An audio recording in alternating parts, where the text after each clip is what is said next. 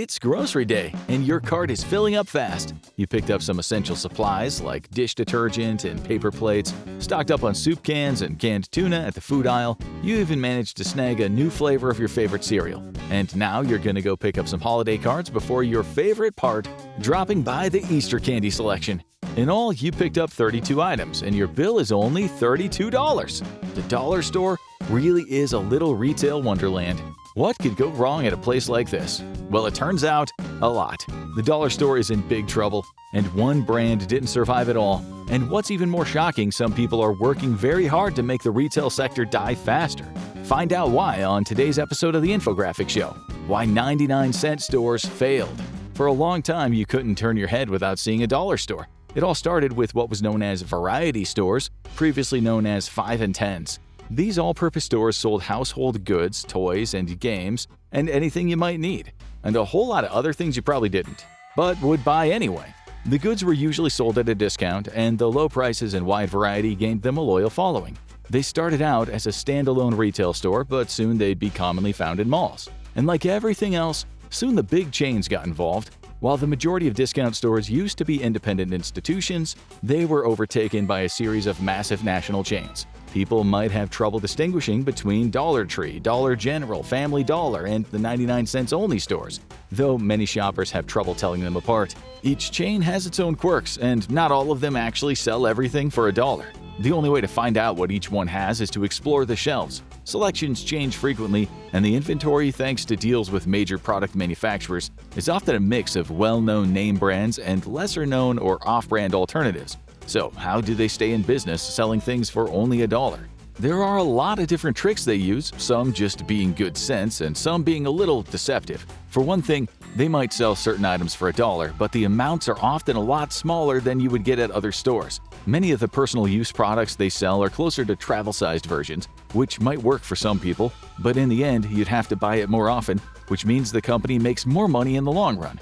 When it comes to food, the company typically sells products from smaller brands. For instance, the Southgate brand of chili with beans is a big seller at dollar stores, but you probably won't find it on the shelf at any supermarket. It's always impressive just how much you can find at the dollar store, including some things that really shouldn't be there. Products like household appliances and batteries are available in off-brand varieties, but people who have tested them often report that they stop working quicker or sometimes just don't work at all. And so many people say not to be fooled by the low price tag. You'll just be buying them over and over again, unlike a higher quality product that holds up over time.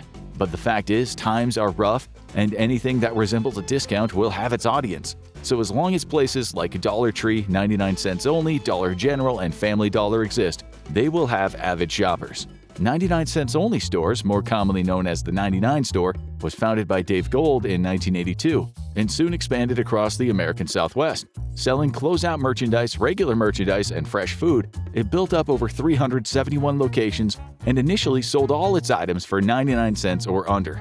It would later add products at a higher price point in larger amounts, a common tactic at so-called dollar stores. It began its life as a liquor store Gold had inherited and initially sold all bottles for 99 cents. When he expanded to general merchandise, Gold proved to be a natural at marketing and opened stores by offering limited time while supplies last deals for televisions and other luxury items for the low price point. When the company went public in 1996, he even insisted that the share price end in 99 cents. He was a showman, and the show would get surprisingly big. As the franchise ballooned to hundreds of locations, it began to experiment with pricing, though it stayed true to its iconic branding. Every item still ended in 99 cents, even if it wasn't strictly under $1 anymore. Behind the scenes, boardroom tensions grew, and the company started to lose its footing. So what went wrong with Dave Gold's dream and the discount store world in general? Well, the biggest problem for 99-cent only stores was the massively increased competition. All its rivals were around earlier and had a far larger corporate footprint, with Dollar Tree, Dollar General, and Family Dollar all being located across the country and having far more locations. And the numbers are staggering. Taking the bronze medal, Family Dollar has 8,200 locations, while Dollar Tree has over 15,000. Dollar General beats them all, with a whopping 19,000 locations, meaning you're likely to see one of those discount chains any way you turn. And that kind of massive presence seems like it might be too good to be true. While there are a number of big dollar store chains, Family Dollar is owned by Dollar Tree, having been acquired by the larger chain in 2014. This may have been flying a little too close to the sun, as the merger only lasted around 10 years. As of 2025, Dollar Tree sold off Family Dollar to a pair of private equity firms for a much smaller sum than they purchased it for. The smaller chain has seen a lot of store closures in the recent years, meaning that many people are watching to see if it can survive, or if the dollar store battle will be down to 2 soon. So what's making people stop shopping at these beloved low-cost chains? For one thing, inflation. It's everywhere. We all know how much the prices of groceries are going up, and dollar stores, as companies tied to the price of goods, have it especially hard. They have only a few options when the money crunch hits. Do they cut back their product selection and stick to the price point, or do they raise the price and just hope that their customer loyalty will stick around? The former strategy is especially common at independent dollar stores. If you have one at your mall, the odds are it's called something like 99 cents plus, sells $3 boxes of cookies, and it's likely a battle to find anything that fits the price point. But for the bigger stores, there is much more to lose. Dollar Tree, for the longest time, was the company most associated with its price point, selling everything in the store for exactly $1 until 2021.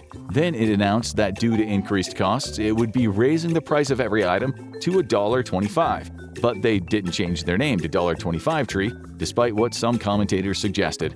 And while the vast majority of products at every location are at this price point, they also sell a small selection of larger items for higher price points, especially in the frozen food section. But its competition may have taken a different approach. It's much more common to see products hitting different price points, and that's led to grocery selections of these discount chains looking far more like the canned food and frozen food section of a regular store. But it also means that the two companies can't be relied on as much when someone is on a strict budget. You can't simply go walking into the aisle picking out whatever looks good and know it'll be the same price. So the rivalry between the companies boils down to what model someone is more comfortable with, a more versatile store or one with a simpler pricing structure. But surprisingly for many people, the answer is none of the above. Dollar stores have a lot of proponents: budget-conscious people who like the variety, single people who like the small amounts ideal for an individual, and curious people who just like the sample of wares. But in recent years, a backlash has emerged of people claiming that these aren't just bad stores, that they make the entire neighborhood worse, and they create a climate that makes people poorer and unhealthier. And it all comes down to the type of neighborhoods they're likely to set up shop in. That's right, we are talking about food deserts. Neighborhoods need a few basic services to be a hospitable place to live, and they include banks, medical facilities, and grocery stores. Unfortunately, many poorer areas don't have easy access to a dedicated supermarket, leaving residents to rely on corner stores with higher prices and limited selection. So into those gaps, discount stores emerged. They offered a much wider selection of canned and packaged goods, as well as a frozen food section.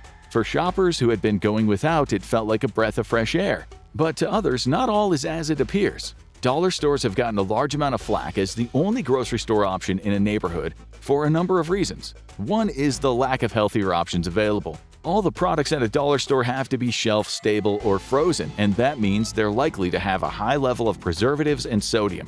You'll find a lot of classics like chili, chicken noodle soup, and mac and cheese available, but relatively little in the way of fruits and veggies. And this is with the massive selection of cookies, snack cakes, chips, and candy you'll find, and it's a nutritionist nightmare. And of course, a whole lot of other things are missing. No matter how varied the selection of a dollar store is, there will always be some areas that it can't cover for. The dairy section is usually limited to a very small array of packaged cheeses and yogurts, or milk that may have more additives to make it shelf-stable. Same goes for meats, which are usually limited to processed products like bologna or hot dogs, or small portions of frozen meat. Dollar Tree used to sell eggs but dropped them when the price became prohibitive. And of course, the produce section is non-existent. Fresh fruits and vegetables spoil faster than almost anything else. There is no way a dollar store could keep them on the shelves without going bad quickly. So that leaves communities where the dollar store is their only source for groceries without any fresh produce. But hey, it's still better than nothing, right? Not everyone thinks so, and some cities are fighting back. As the major dollar stores begin to outcompete local grocery stores and take over neighborhood after neighborhood, concerns started to grow. Food justice campaigners began advocating for restrictions on where and how they could open, and a lot of cities listened, starting with the Big Easy. New Orleans saw countless businesses close in the aftermath of Hurricane Katrina, and the city never quite got back to where it was before the storm. So in many of the vacant slots, dollar stores opened, and eventually the city said enough, and they started drawing circles. In 2019, the city instituted a ban on new dollar stores, drawing different size circles around the existing stores and creating perimeters to prevent new ones from opening. The proponents of the law argued that it would give new businesses a chance to succeed. Opponents believed that it might simply leave those communities without any option in exchange. They also said that if the community wanted to exclude the dollar stores from their city, they would need to find an alternative to fill the gap. And that's exactly what Birmingham, Alabama did. Another test case for a dollar store ban, Birmingham closed themselves off from the business in 2019 as an attempt to lure a higher quality grocery store to the network. But ironically, when they finally succeeded, the store would open right next to a dollar store. The full-service food giant chain did bring a grocery store back to Birmingham, but it required a $640,000 cash incentive to open its doors. It's not clear if it'll achieve long-term success or leave the community back where it started. So for right now, the future of dollar stores looks like a magic 8-ball, rather cloudy. The major dollar store chains are looking pretty healthy in terms of numbers of stores, but all have closed underperforming locations in recent years. There are two main culprits according to the stores: inflation and shoplifting. Dollar stores are prime targets for shoplifters for a number of reasons. They mostly sell small items that are easy to smuggle out, even if a few of them are going to be high value for resellers. But the other main factor is that these chains run on a low budget, and as such, they're not likely to have many staff members on duty at any given moment, and certainly not much in the way of security. The cameras might capture the thieves on camera, but misdemeanor theft cases don't usually get prosecuted quickly, if at all. But if you ask some of the more critical analysts, these chains did it to themselves. The major discount stores have expanded rapidly over the last few decades, with Dollar Tree's acquisition of Family Dollar being seen as a major misstep. And as they grow, it's not clear if there's enough of a market for all of them. The chains do generally keep to different areas, with some focusing on suburban areas, others choose to cater to a more rural audience. But that doesn't mean that they can't step on each other's toes. In the small, heavily Amish town of New Holland, Pennsylvania, a Dollar General and Family Dollar can be found less than a mile from each other on the same main street. But that might not be the case for long. Reports across the line say the big chains may be in trouble. While Dollar Tree is usually seen as the highest end, they're suffocating from the same problems. The prices are going up on many items and the selection is declining as it becomes harder and harder to find products that fit the price range. Many guests say the shopping experience at the stores is getting worse. It's common to have one clerk at the front at most, meaning that lines can build up very quickly. Dollar Tree, which sells balloons, is particularly notorious for this. If a customer has a balloon order, the one clerk will frequently stop the line to fulfill it, leaving everyone else in line waiting with no one to check them out. Of course, if helium prices keep going up, that might not be an issue for long, and many outlets are trying to reduce the need for customer service even further, pivoting to self-checkouts, many of them cashless. Which begs the question, can something truly be too big to fail? Well, 99 Cents Only closed nearly all of its Texas locations in 2008, but it wouldn't stop Dave Gold from getting a massive payday. The company was bought out for $1.6 billion by a private equity firm in 2011, and the new owners quickly started laying off workers. Gold, who was over 80 years old at the time, died in 2013, and his company wouldn't be far behind. A private equity buyout is rarely a silver bullet for struggling businesses, and 99 Cents Only was no exception. The company's struggles continued, and it sold off its main Los Angeles warehouse in 2023. That led many people to feel like the end was coming, and they were right. Credit rating agency Fitch Ratings predicted the chain would file for bankruptcy, which they did in March 2024, listing between $1 billion and $10 billion in assets and liabilities. Although it was a Chapter 11 bankruptcy for restructuring, they soon announced that they would be closing all 371 remaining stores and the 14,000 employees would be laid off as the company entered liquidation. The blame was placed on the lingering effects of the COVID-19 pandemic, rising inflation, and shifting consumer demand. Now talks are underway for other companies, including Dollar Tree, to acquire the shuttered locations. As for the rest, there are over 30,000 locations in the United States just for the major chains, not counting the thousands of other independent discount and dollar stores around the country. It seems like the dollar store isn't going to go extinct anytime soon. But if prices keep rising and labor costs go with them, we are likely to see all the stores in this sector continue to decline.